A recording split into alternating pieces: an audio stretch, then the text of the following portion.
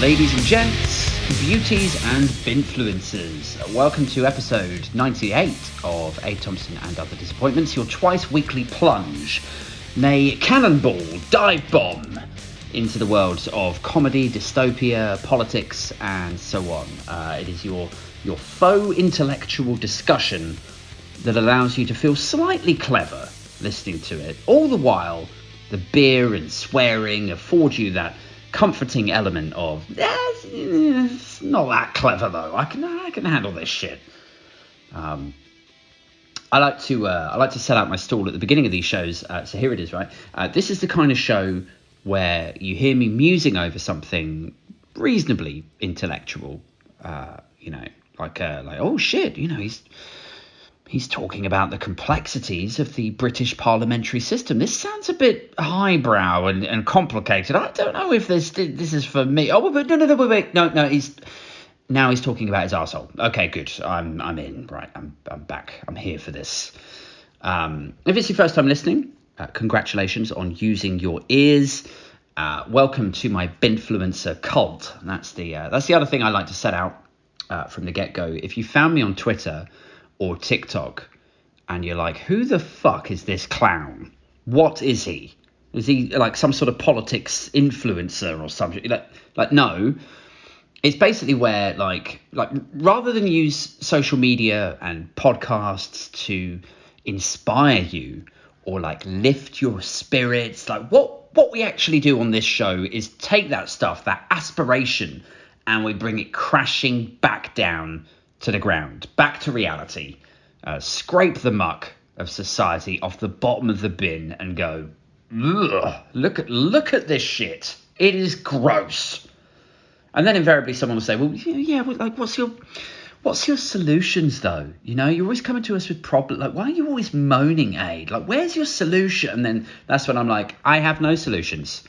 Everything is awful and there is fuck all we can do about it. Now, grab a beer and talk shit with me while we await the inevitable run dry of oil, the collapse of society as we know it, and our closest neighbours using their toddler's trike to smash in through our house and bludgeon us to death for the last can of kidney beans we've been keeping in the larder. That is where we are headed, people. And indeed, that is the sort of hashtag binfluencer, downbeat, depressing content you could expect from this show. So starting on an upbeat note there. Certainly when it's just me, anyway, on the solo shows. When there's no guest to temper my depressed manic hysteria, this is what it is like. Now, this week I wanted to return to the flavour of some of the previous episodes, right, where I've looked for weird, kooky stories stateside, which I suppose is another kind of binfluencer thing, isn't it? Because like a lot of people, specifically British people, we look at America with rose tint Americana glasses on, don't we? Like we look at what's hot in popular culture in the US and we treat it like it's therefore got some level of prestige just by virtue of the fact that it's come from America, every time. Like, how many times have you seen shit promoted over here, like, coming soon to Channel 4, the #1 American sitcom, like it's hyped because it's big in America, then it has to be good, is the, or out next Thursday, the US box office smash, like there's an implicit suggestion that it's better because Americans love it. I think it's like that's the sort of subtext to it. Like Brits get a bit drunk on Americana, I think, we have this attitude of like, oh my God, it's the most watched show in Florida. Well, then it must be great. Like I treat America like a fucking zoo, and I do not apologize for that. I see it as a zoo.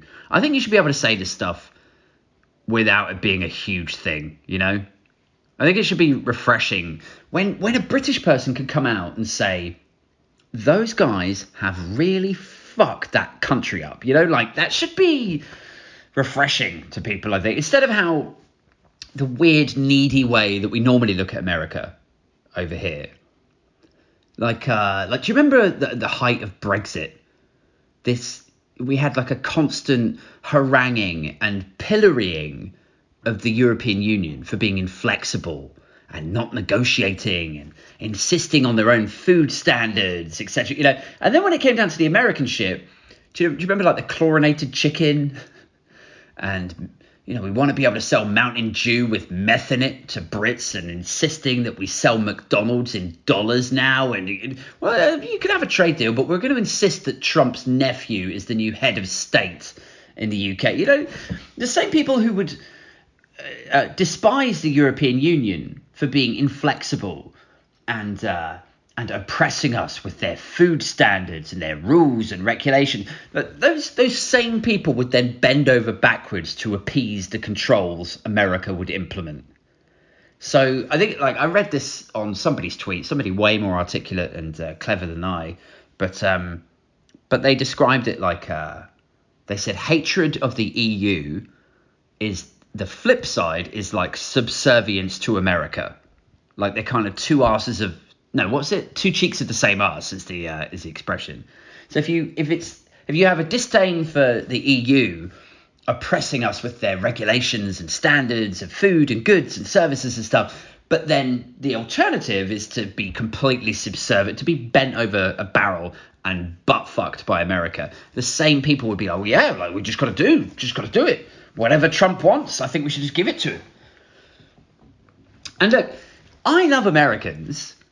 The people I've met, they're always very charming and fun and outgoing and a lot of the time very funny. But America as a political and geopolitical entity, it's a zoo to me. Like it fucking is. Like, honestly, America is like, it's like looking at the American news stories is like I'm in a car with the windows up, driving through it, watching them tear the aerial off and throw excrement at each other. And I'm just like, slowly creeping through there 5 miles an hour, looking at this shit like, oh yeah, you must be very proud, like. And you have to be a bit careful when you appraise America because it's such a punch drunk on itself kind of country, right? Like have you ever tried to tell a sociopath that they're not all that? Like it's in the same kind of neighborhood. It's like, do you think America could do this little thing a little bit better? Then it's like, why do you hate America, you godless fucking communist? Go to hell, It's like trying to discuss the pros and cons of public healthcare with a drunk pit bull. And it's a bit weird, isn't it? Because it's like a lot of us have shared ancestry with a lot of Americans, with millions of them. Millions of them are descended from Irish, Scottish, English families from back in the day. But that is where the overlap stops, isn't it? Like there's little else that we share now, I think. We started from the same place, but we've junctured and drifted off. Like I look at American insanity now, like it's your granddad at Christmas dinner, just sat there shitting himself, talking unblemished nonsense. I once met Prince Albert. Fuck off, you did.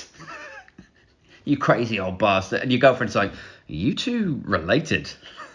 And you're like, yeah, ish. I mean, we share some relatives, but he's just gotten crazier. Like that's America. That nutty old crazy fucking granddad.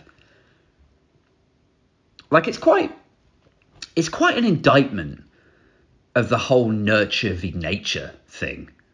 That you can take two biologically identical people, like two twins, couldn't you? And you could separate them at birth.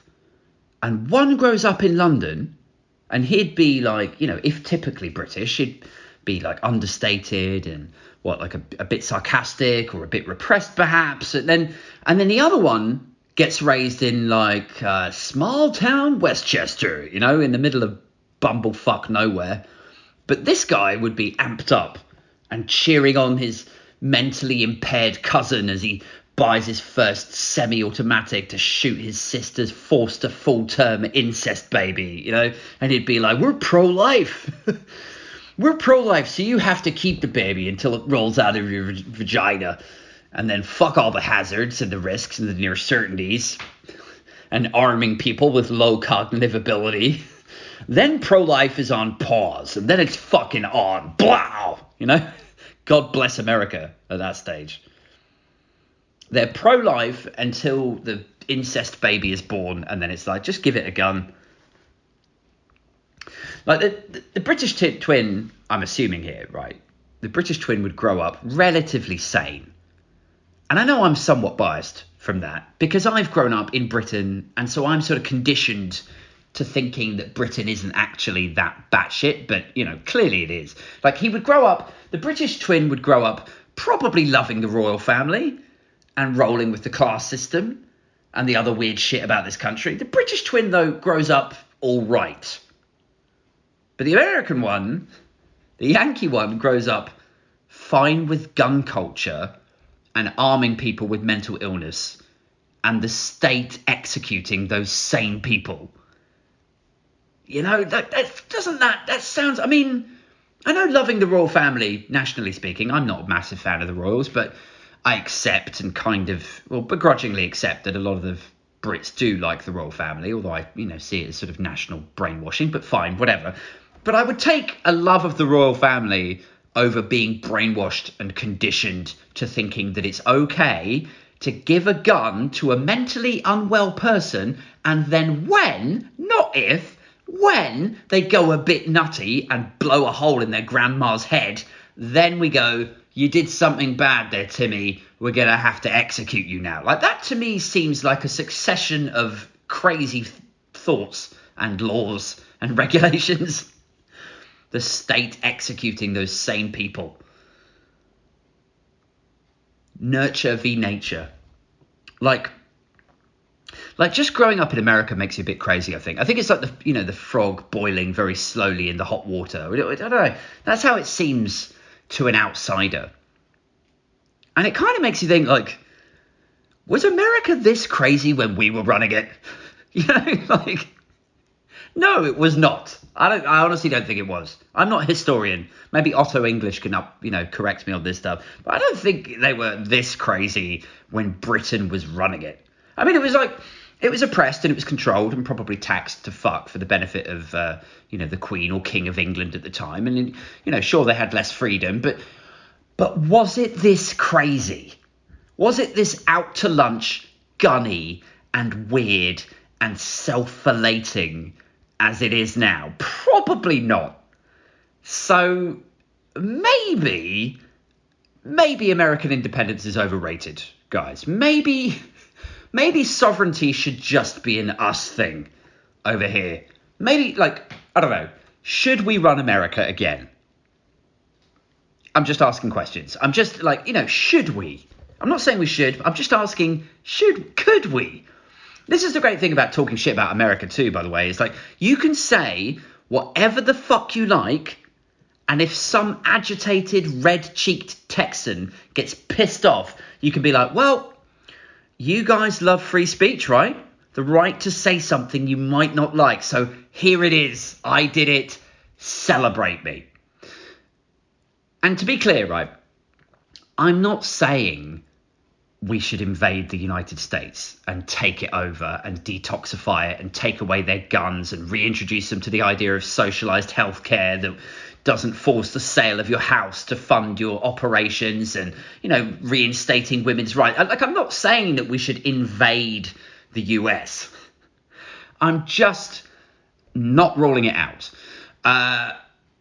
Usually when I talk shit about the US, the responses I get are pretty predictable, actually. I know I'm going to get the same shit this time as well. I know I'm going to get some American listener now well, yeah, but British guys have bad teeth, that's always the go-to thing for Yanks when they're roasting Brits. And it never really lands, I don't think. I have bad teeth. But I've had bad teeth since I smashed them up when I was 4 on an industrial staircase, trying to do the jump that my brother had just done. But I was only 4. I didn't have the balance, or I did something. I don't know what I did, but I landed. The top row of my teeth smashed against the steel cap of an industrial staircase and smashed my teeth back up into my gums.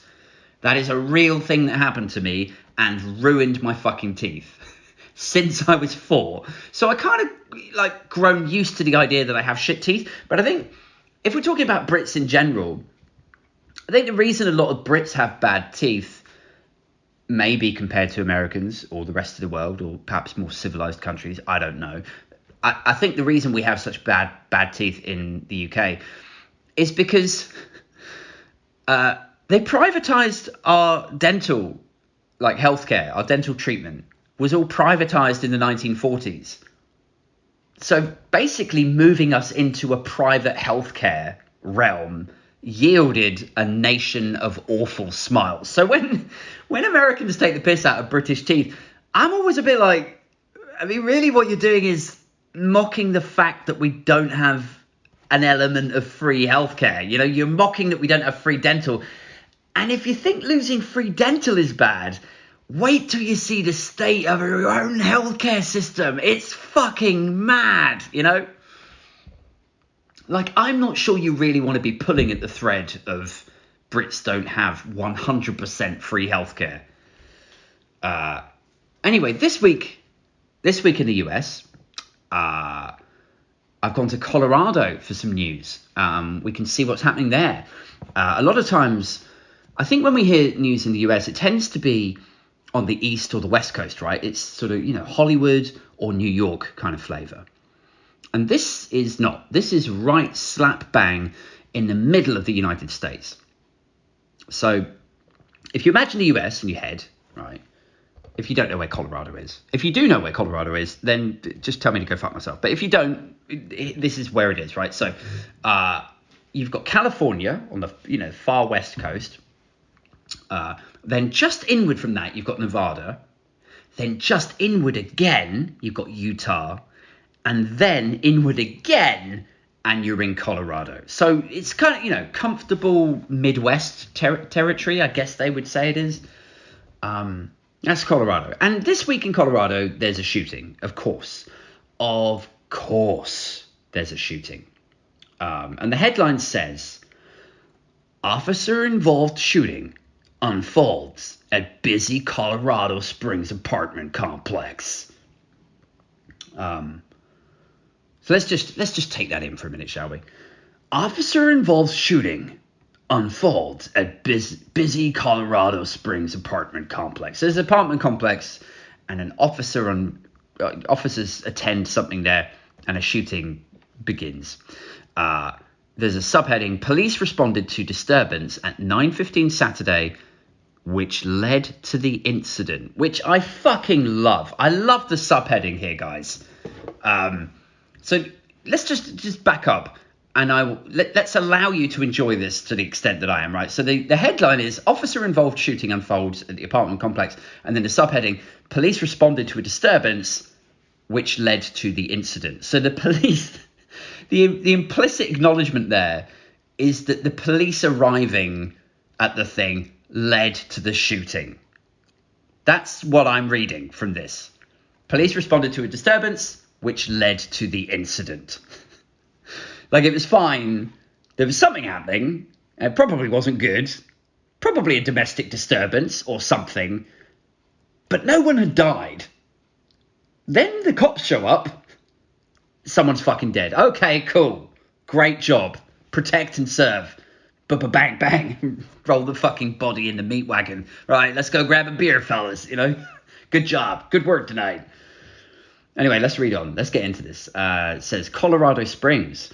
The El Paso County Sheriff's Office reports that a man killed in an officer-involved shooting Saturday night in Colorado Springs had raised a weapon towards the officers. Okay, so kind of dumb, right? Don't raise a weapon at American police. That is a given. Cannot stress that enough. don't raise anything at the cops. I saw this documentary, slight tangent just for a second. I saw this documentary the other day about these gamer kids who call in fake bomb threats or fake hostage situations to their rival gamers, right? People that they're gaming, that they're fighting with, right, on PlayStation. And they call these fake bomb threats to their friend's house. So then SWAT turn up, bust down the door, and point guns in these kids' faces while the rival watches them on their headcam thing, right? You understand? It's absolutely nutty, this documentary. Kids playing video games. They can see each other in the bottom right of the screen while they're playing each other and pretending to shoot each other. And, you know, and then they see the cops storm in because they pranked their friend. And then one of these kids did it wrong. And this is where it got really tragic in the documentary. One of the kids did it wrong. He got the wrong address. And this poor Hispanic guy, I think he was a father, certainly a sort of, you know, big brother / patriarch kind of figure. This Hispanic guy answers the door. The cops say he raised his hand like it had a weapon or something. And then this one cop with a load of warnings and dodgy behavior on his record pulls the trigger and the guy fucking dies there on his porch. It's like a really shocking story. Just this family rocked and ruined by this prank gone wrong.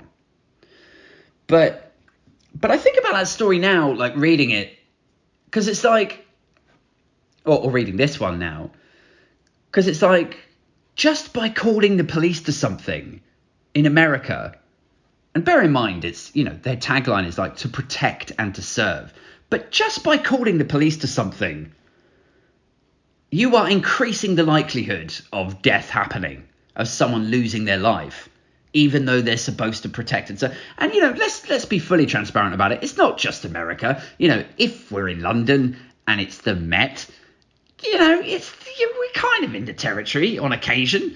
But it seems like whether it's, let's say, rarely the Met, because it's not the same as America, but or if it is in America with these stories that I sort of keep plucking out. But there just seems to be such a focus on like firepower and gaining authority and dick swinging, you know, that we just completely lose the need to de-escalate. You know, there just doesn't seem to be any skill in de-escalating situations. Like let's say this guy's in his apartment, right? And he's shouting and screaming at his girlfriend, and then the cops get called, right? Some neighbor phones, right? It's America. There could be a gun in there with him. Cops don't know how bad the situation is yet.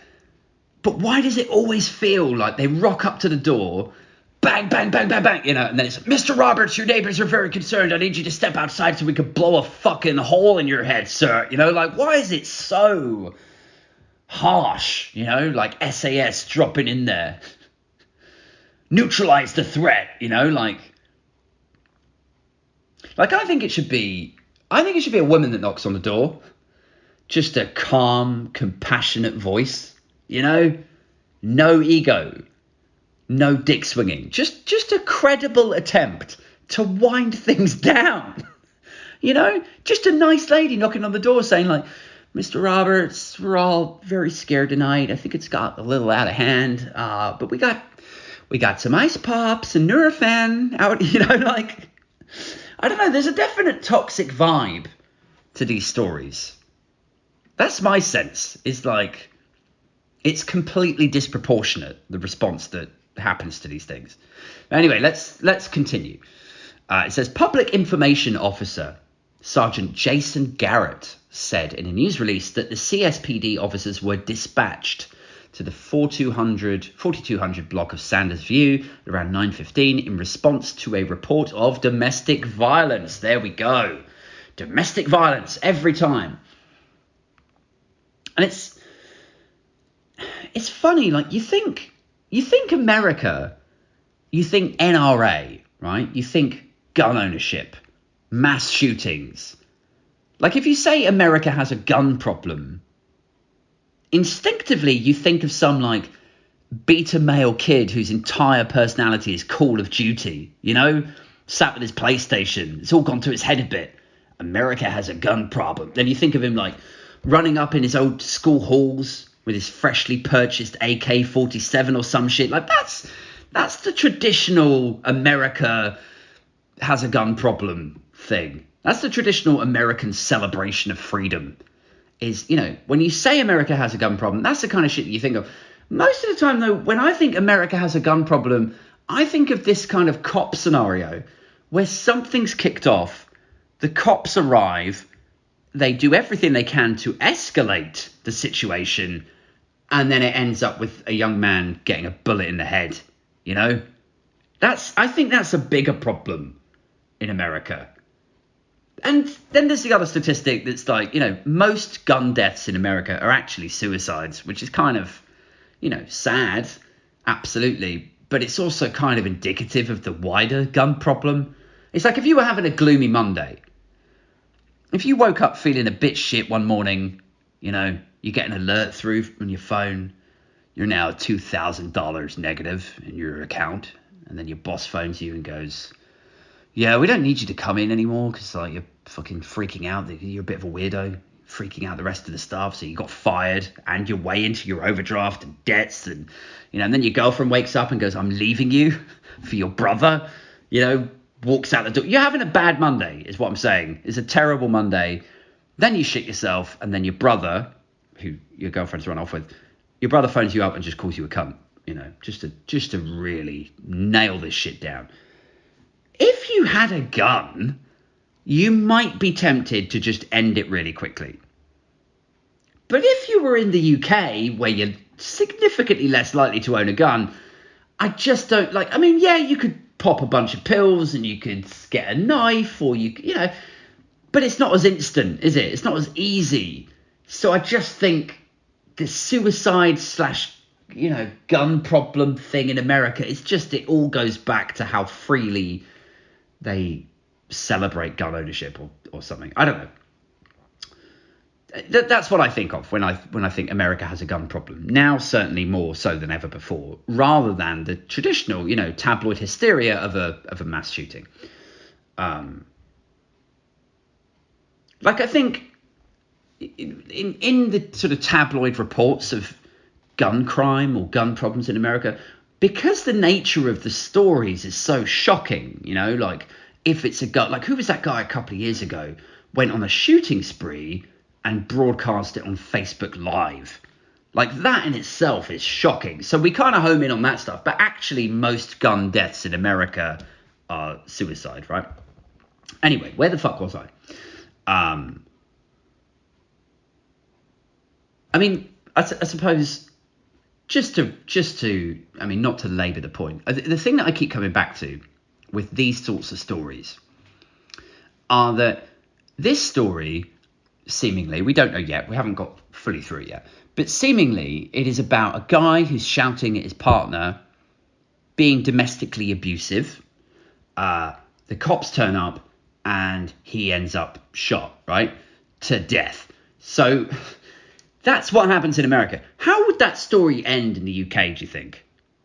It would be a guy who's domestically abusive. He'd be shouting at his partner. The police would turn up, but then shouty guy would end up with a restraining order wrapped around him. Or the shouty guy would end up in the cell for a night and then told that he couldn't see that woman. But he'd still be alive. I'm not saying slapping your wife is okay.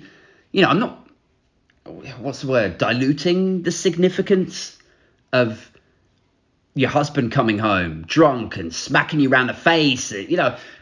I'm just saying that even with the ugliness of that situation, it's better if everyone survives. It's awful behaviour.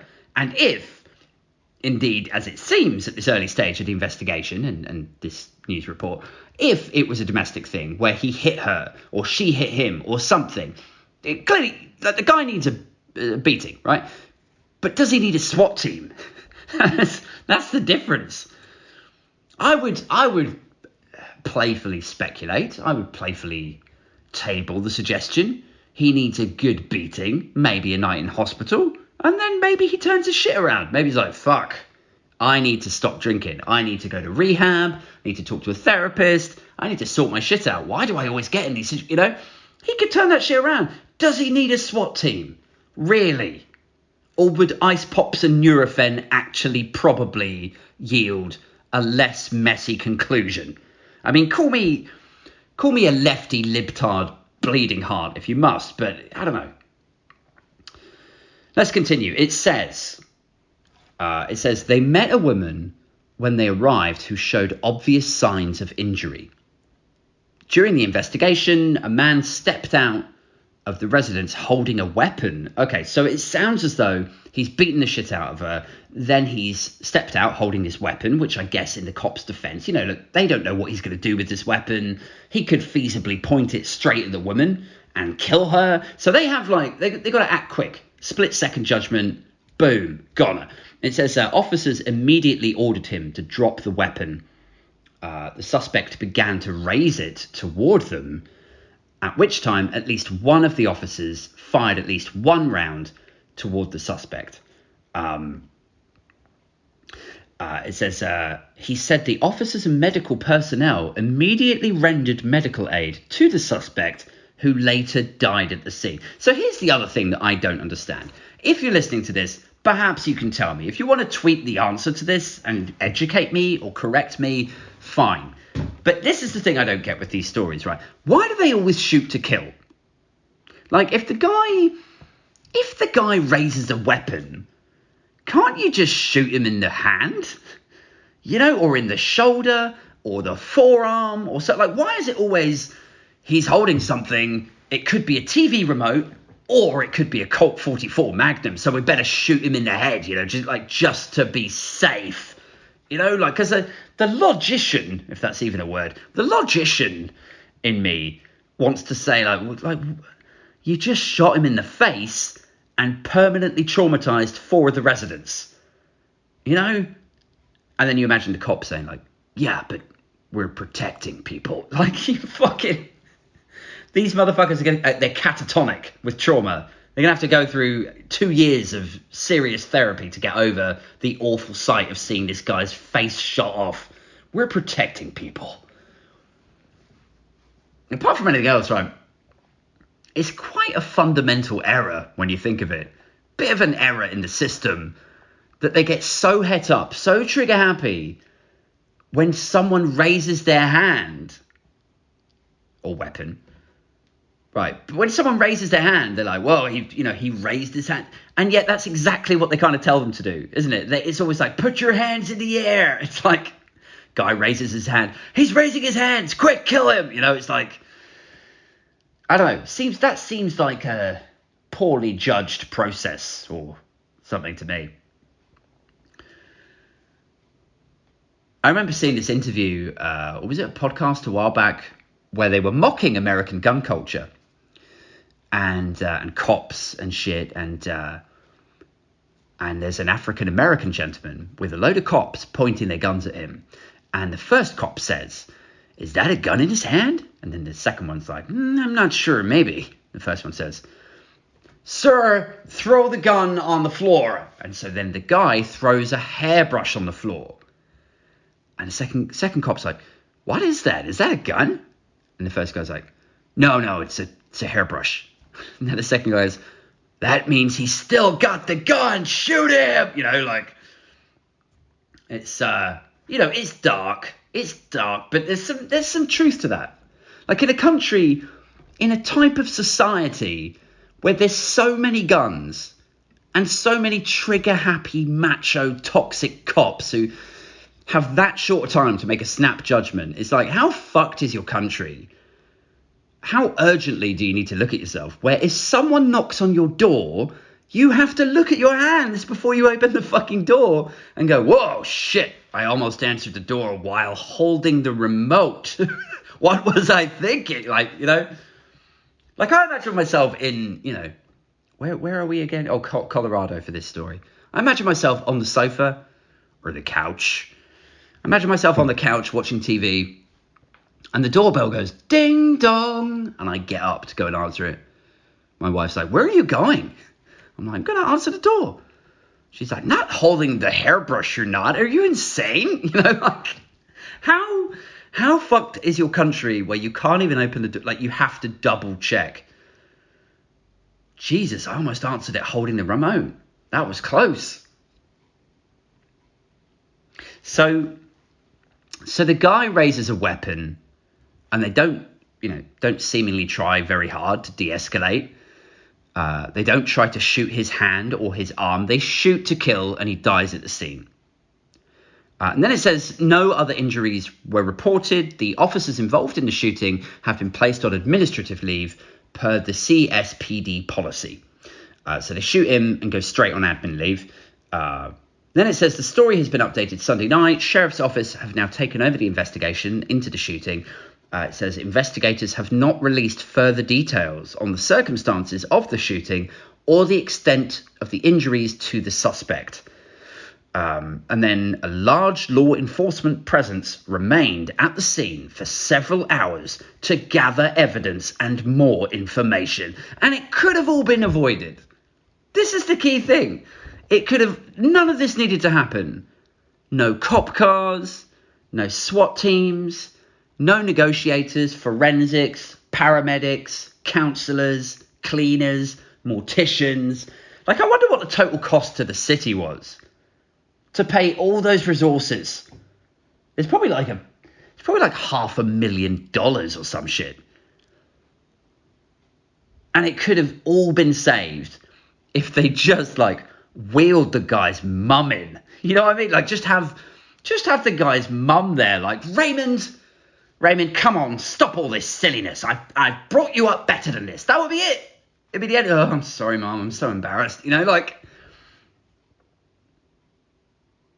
I don't know. It's a class-based problem as much as anything, I think, as far as America is concerned. We talk a lot about the class system in the UK, and we've got a lot to be embarrassed about in that sense. But America also have a class problem, and I think ours is more established. Everyone knows about it. We constantly talk about working class, this person, middle class, that person. We obsess over whether somebody has moved from the working class into the middle class. But in America, it's more subtle. They don't acknowledge it in the same way. I don't think there's not the same level of history to it, perhaps, as there is here. But it is there. And I think the gun problem in the US is a good example of how it is there, but it's not really acknowledged.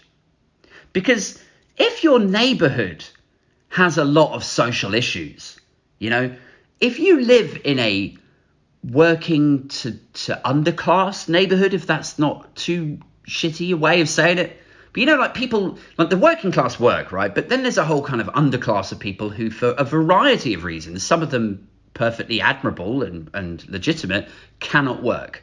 And so then they're thrown into the depths of poverty.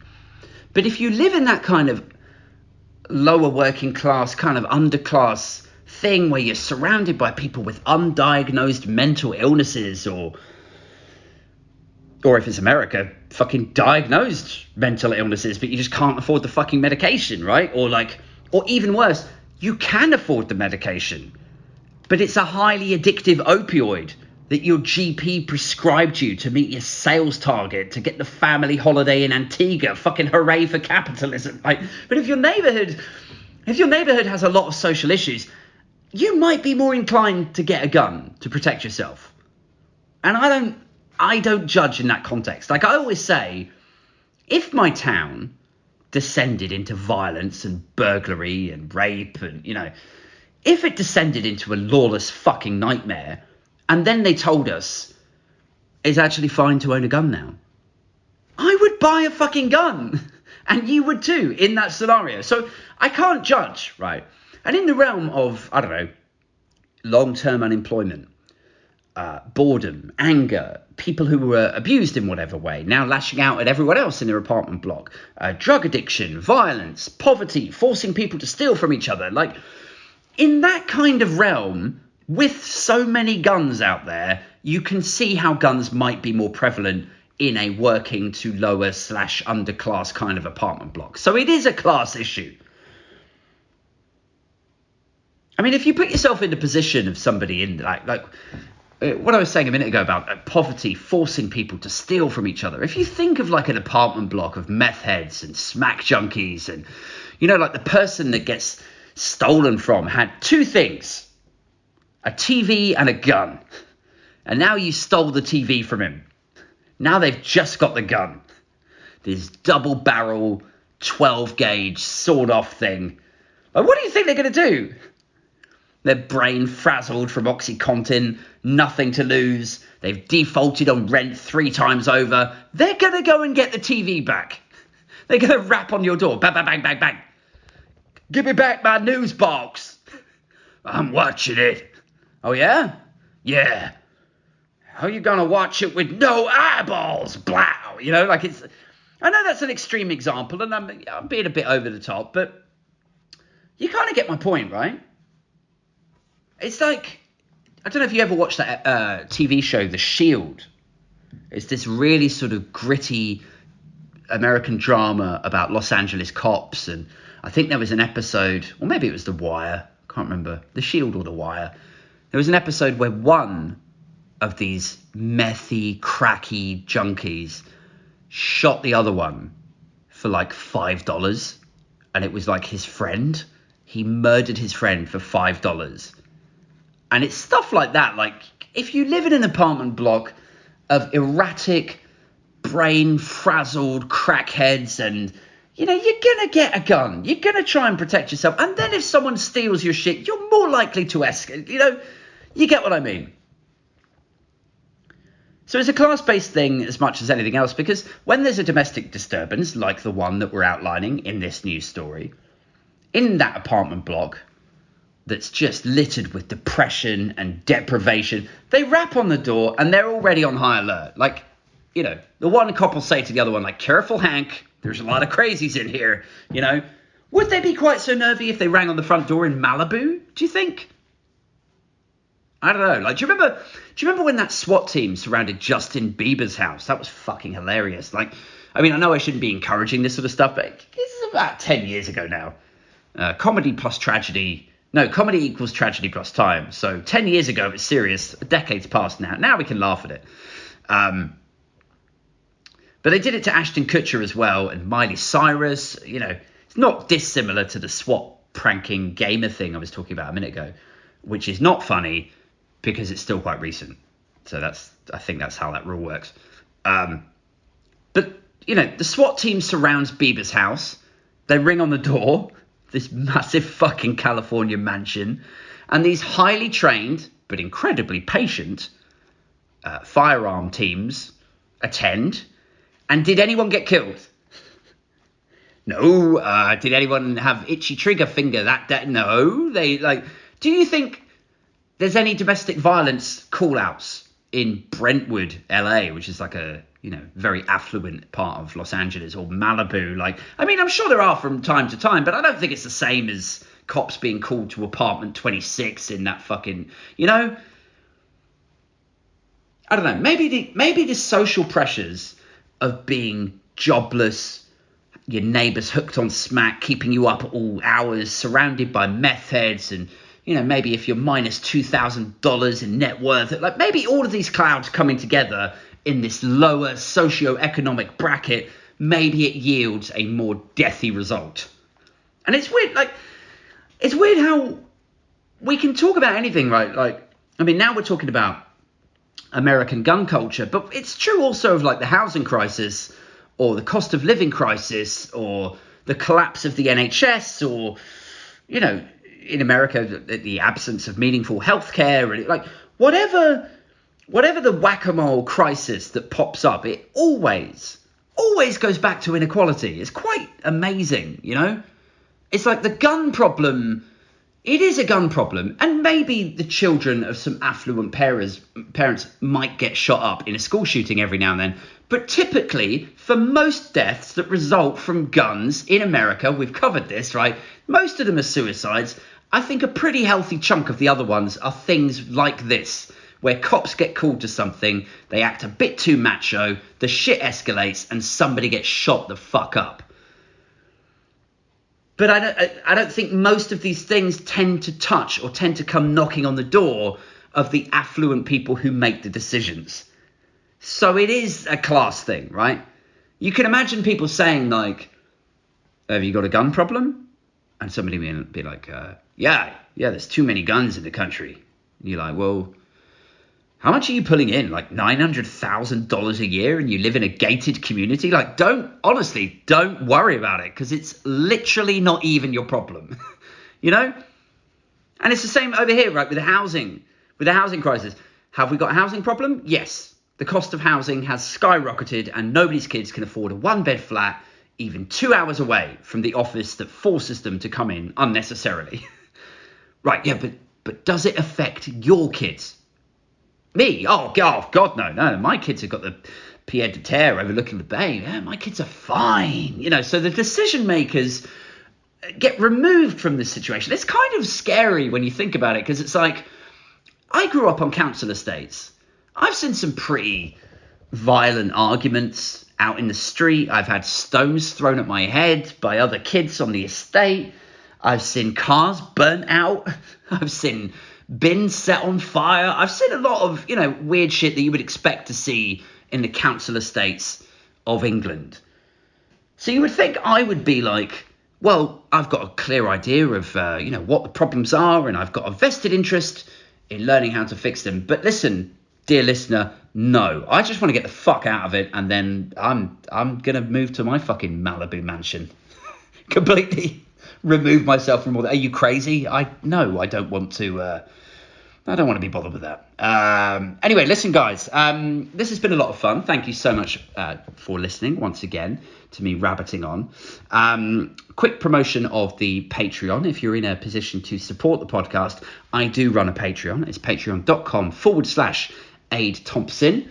I set myself a goal a month ago to attain 10 Patreons who could support the podcast.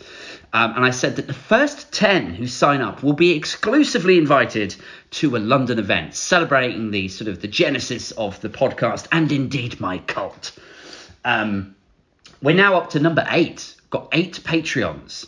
And I'm super excited about that. Thank you so much to all of you for jumping on this. It does mean, however, we've only got 2 spots left. There's only 2 spaces left to join the Patreon and to then get that exclusive invite to the London event. A lot of like YouTubers and podcasters and, oh God, I can't believe I'm going to say influencers. Let's stick with influencers. But a lot of people who run podcasts and, YouTube stuff, they do these meetups or meet and greets or live Q&As and shit. I've said from the get-go, that's not me. I don't want to do that stuff. What is far more me is to just book an area in a pub. We'll get 10 of us. I may even invite Super Tansky and Davey Moo down and a couple of others. And we will meet up, but it'll be a meetup/piss up. And we'll just talk shit about Tories and politics and get a little bit smashed. So that's the plan. We'll do that as soon as we hit 10 Patreons. So yeah, if you're not in a position to support the podcast financially, which is totally understandable given the weird fucking time that we're in, I understand that. That's totally cool. All I would ask is that if you're enjoying the podcast, if you're listening to a few of the different episodes, why not copy the link to one of them and send it to a mate who you think might also enjoy this vibe. God, don't know where vibe came from there. I think I'm suffering from arrested development. I've gone back to me at 15. So guys, let's just check the vibe out in this bar. All I ask is just share an episode that you've enjoyed with one of your friends and just send them a little thing saying, I listened to this podcast, I think you might enjoy it too, or something along those lines. And that's it. I'll be back very, very soon, hopefully Friday night with a guest. And next week I'll be back with another solo show. Thank you once again for tuning in. Catch up with all of you soon. Cheerio!